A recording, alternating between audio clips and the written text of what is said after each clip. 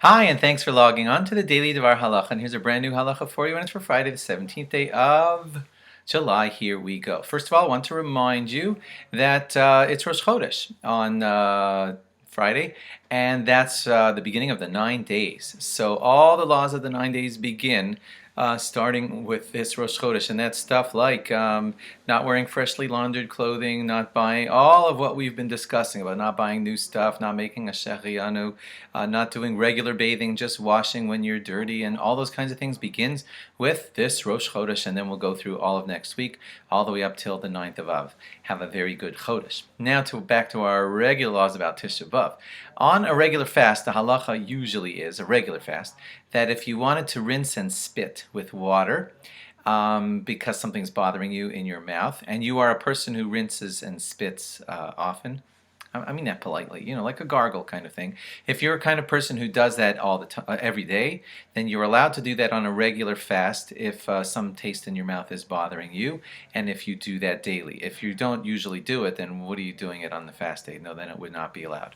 On Tisha B'Av, it ramps up to more strict, and then, I know it's going to sound like splitting hairs, but then the halacha is that only if the taste in your mouth is causing you great distress, take that expression seriously, only if the taste in your mouth is causing you great distress would you be allowed to rinse and spit on Tisha B'Av, and that's just with water, not with other things. Only under great distress. You'd have to decide, maybe speak to your rabbi if you feel that applies to you. I just want you to know that that is out there as a possibility if you're in great distress. You would have to bend over to make sure that the water has no chance of going down your throat. That's the way to properly do that. You are not allowed to do this on Yom Kippur. I repeat, you're not allowed to do this on Yom Kippur.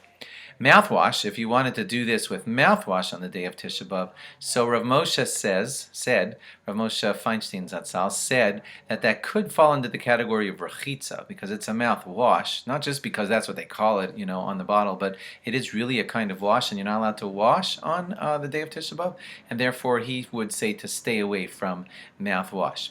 To those people who have to take a daily pill for some reason or another, so the halacha straight clearly is that you're allowed to swallow a pill.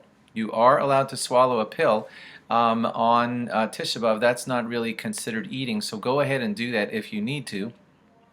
Just medically, I want to remind you that there are certain pills that if you pop them down without water, they could hurt you. So make sure that you know what you're doing before you swallow a pill just straight. Because swallowing down with water is not really going to be permissible. And speak to your rabbi in advance about this, but you may be allowed to swallow that pill with some bitter tasting thing that clearly is not a food, and not a poison either.